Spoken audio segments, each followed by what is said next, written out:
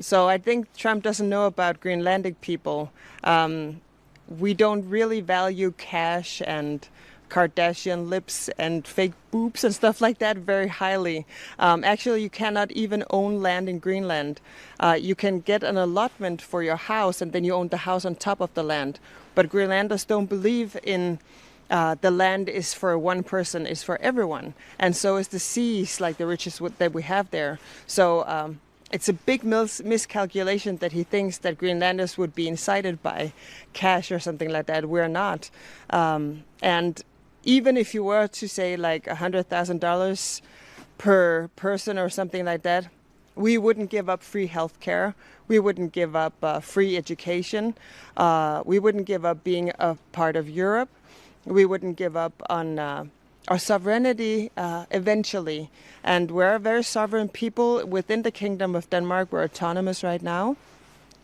We do not want to be rich like the Americans are. See how greedy they are. They're even trying to shoot their friends or invade their friends just for greed. And we know that there's minerals and oils possibly in our underground, and that's worth so much more even than that. But even if we didn't have that, we would still not be bought.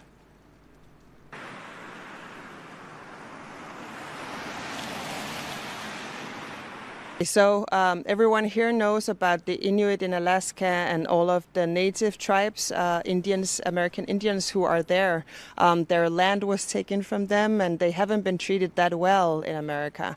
And we know that Trump is very much surrounding himself, at least with the white power people. And we are not white, as you can see. We are of color. And so we know our rights probably would be taken away. And we also know that we're very good as we are together with Denmark. As mentioned before, we have free healthcare, we have free study. Whatever you want to study, you can do that for free. And actually, government will give you money to study. So while you're studying, you're getting a grant from your government. So all of that we wouldn't trade for, like the welfare state. We wouldn't trade for anything in America.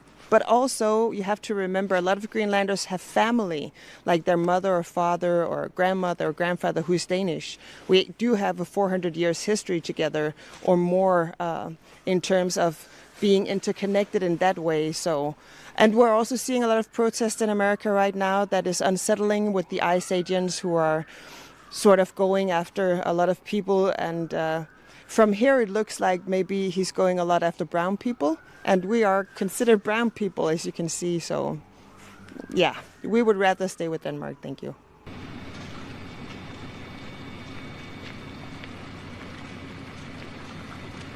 America has had up to 17 bases here, and they have closed them all down except for one, the Bidufik Space Base. And America could amp up the base presence, their military presence, and even their military capabilities here all they wanted to. So that is not the argument. And of course, everyone in Greenland knows this. We may not be many, but we read, we're educated, and we know about the news of the world, right? Especially regarding our own country. So we know about the treaties that we have with America. This is very much akin to when you have a dog sledge team, when he's using that analogy, and one of the dogs all of a sudden turns around and bites you. You have to take it out of the kennel. You have to take it outside and shoot it. Of course, we're not going to shoot Americans. We're peaceful people, but you cannot trust that dog anymore forever.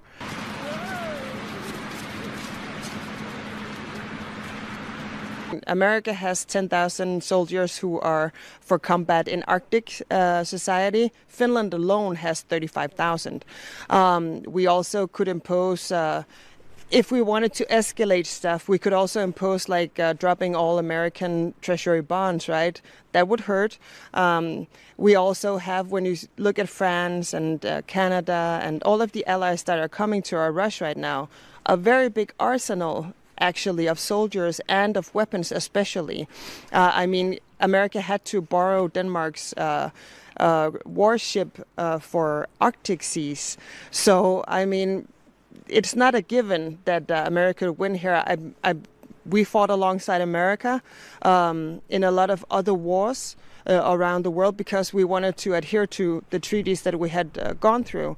But they have seen that some of the street fighting in Syria, for example, has been very, very hard on Western soldiers, right? I imagine it would probably be the same in Greenland. It would be like something else.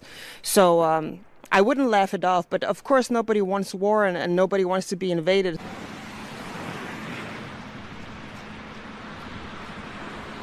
Of course, there are bad chapters with Denmark and Greenland because we have a 400-year history. But actually, I also saw a YouTube video that kind of emerged recently that said American soldiers were very bad to some of our people here too in Nuuk, which is a small settlement in here. Some of the elders that remember them also said, well, those guys were really not that good.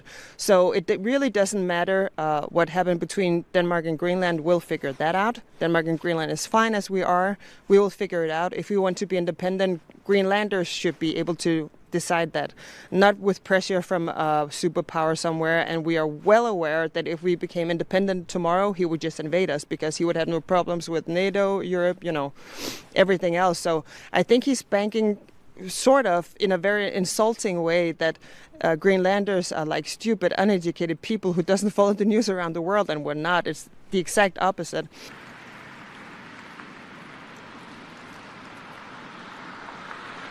We're going to be here hundreds of years after Donald Trump. Even if he invaded us, I think we would just wait him out like bad weather. Everyone here knows that the weather decides. If we get a storm, we may have to hunker down for a day or two, and we will hunker down for a year or two, or even 10 years or 20 years, and then we'll go back to Denmark as soon as Trump and his likes were gone. So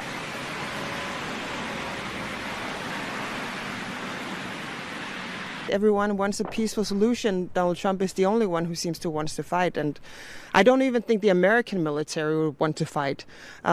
It just seems crazy and unhinged. It seems like he's going to pay off some of his wealthy donors so he can run for president a third time, to be honest. That's what most Greenlanders are thinking. We don't know, but that's what we're thinking.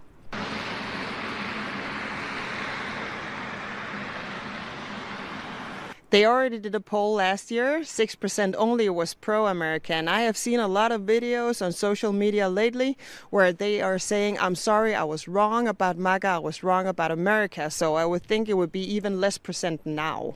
So only 6% a year ago, and I think probably even fewer now. 85% overwhelmingly said no last year. As I said, I think the percentage is higher now. So no. Decisively no.